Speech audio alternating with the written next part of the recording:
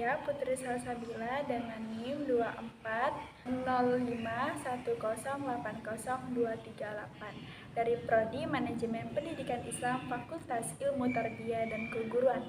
Video ini dibuat untuk ujian akhir semester pada mata kuliah Pancasila dengan dosen pengampu Ibu Herni Irmayani, MPD.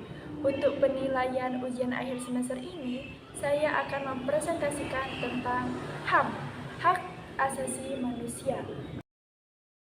Hak asasi manusia adalah hak dasar yang dimiliki manusia sejak dia lahir. Dan juga, hak asasi manusia merupakan hak yang dimiliki setiap individu sebagai keberadaan sebagai manusia.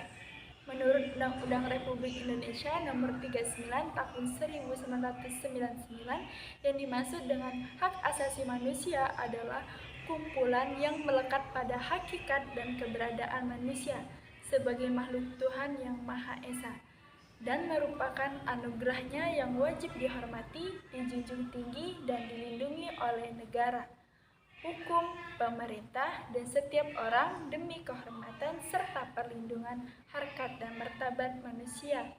Namun, menurut ahli seperti H. Artiler, hak asasi manusia ialah hak yang sudah ada atau melekat pada tiap-tiap manusia, dan tanpa mempunyai hak-hak itu, tiap-tiap manusia tidak dapat hidup selayaknya manusia. Hak ini didapat sejak lahir ke dunia. Hak asasi manusia berlaku kapanpun dan dimanapun.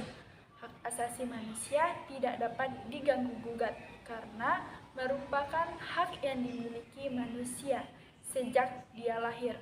Oleh sebab itu, negara wajib melindungi hak asasi manusia setiap warga negara dan menindaklanjuti pelanggaran hak asasi manusia yang terjadi.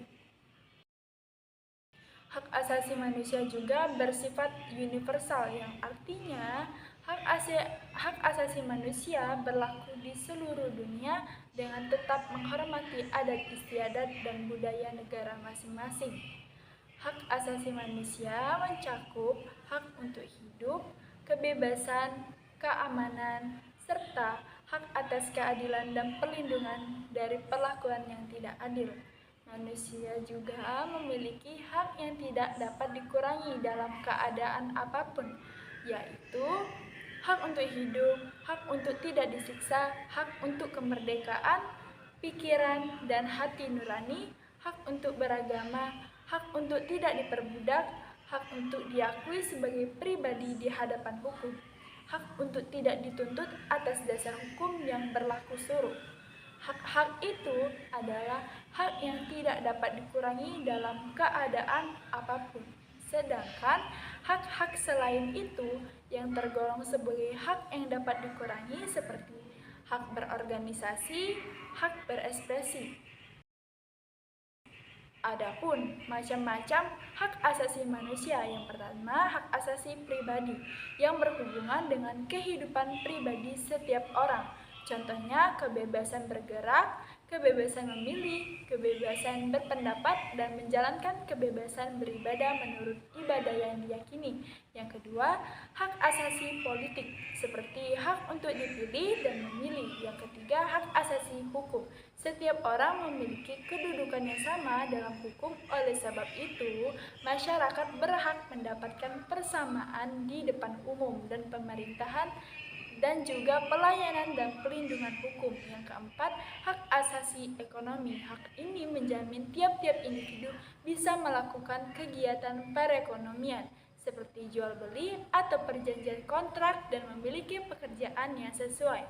Yang kelima, hak asasi peradilan. Hak ini bagaimana tiap individu mendapatkan perlakuan yang sama dalam tata cara pengadilan dan hak pembelaan hukum di pengadilan.